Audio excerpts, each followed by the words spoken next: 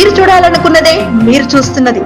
నారాయణపేట నియోజకవర్గం నుండి గౌరవ ఎమ్మెల్యే డాక్టర్ చిట్టం పర్ణికారెడ్డి గారి నాయకత్వంలో కుంభం శివకుమార్ రెడ్డి గారి నిర్దేశంలో 63 మంది ఢిల్లీకి తరలి రావడం జరిగింది. ఇప్పుడు కాలేదంటే ఎప్పుడు కాదు, కావాలని బీజేపీ వాళ్ళు ఆపుతున్నారు. బీసీలను సామాజికంగా ఆర్థికంగా ఎదగకుండా తొక్కిపెడుతున్నారు. బీసీల ఓట్లు బీజేపీ వాళ్ళకు అవసరం లేదా? తెలంగాణ రాష్ట్రంలోని బీజేపీ నాయకులు ప్రజాప్రతినిధులు ఏమి చేస్తున్నారు? తెలంగాణ రాష్ట్ర ప్రజలు గమనిస్తున్నారు.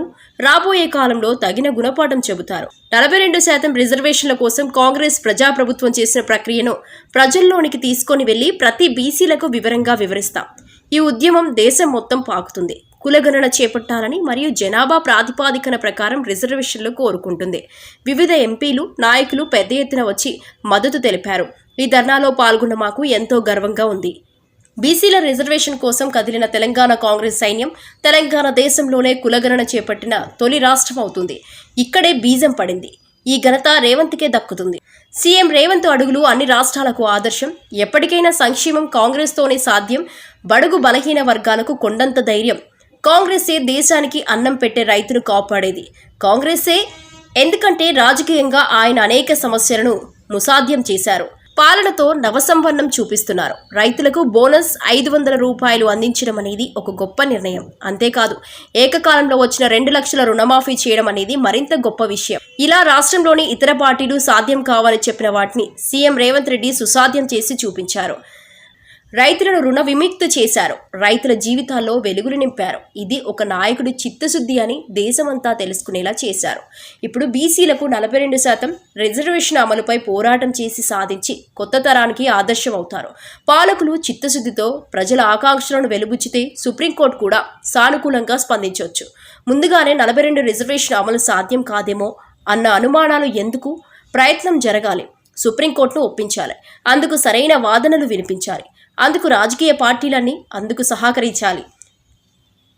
సెప్టెంబర్ ఆఖరులోగా హైకోర్టు ఆదేశంతో పాటు 42% బీసీ రిజర్వేషన్ అమలు చేయడంపై కాంగ్రెస్ పార్టీ సీరియస్ దృష్టి పెట్టింది. నిజం చెప్పాలంటే ఇది ఒక విప్లవాత్మకమైన నిర్ణయంగా దేశ చరిత్రలో లభించబడుతుంది. నిజం చెప్పాలంటే ఇది ఒక విప్లవాత్మకమైన నిర్ణయంగా దేశ చరిత్రలో లిఖించబడుతుంది. సీఎం రేవంత్ రెడ్డి పేరు చిరస్థాయిగా నిలిచిపోతుంది. పాదయాత్ర చేస్తూ కన్యాకుమారి నుంచి కాశ్మీర్ వరకు నడుస్తూ ఈ దేశంలో వెనుకబడ్డ జాతులు పార్లమెంటు అసెంబ్లీ గడపదొక్కని జాతులు ఎన్నో ఉన్నాయి. ఆ జాతులు స్పష్టంగా వారు ముందుకొచ్చి మొత్తం యావత్ తెలంగాణలో ఉన్నటువంటి అన్ని రాజకీయ పక్షాలని మనం అడిగినాం. మన ఎంబడి మొత్తం యావత్ తెలంగాణలో ఉన్నటువంటి అన్ని నాయకులంతా కూడా వేదిక మీదికి వచ్చి మనకు సహకారం తెలియబోతారు.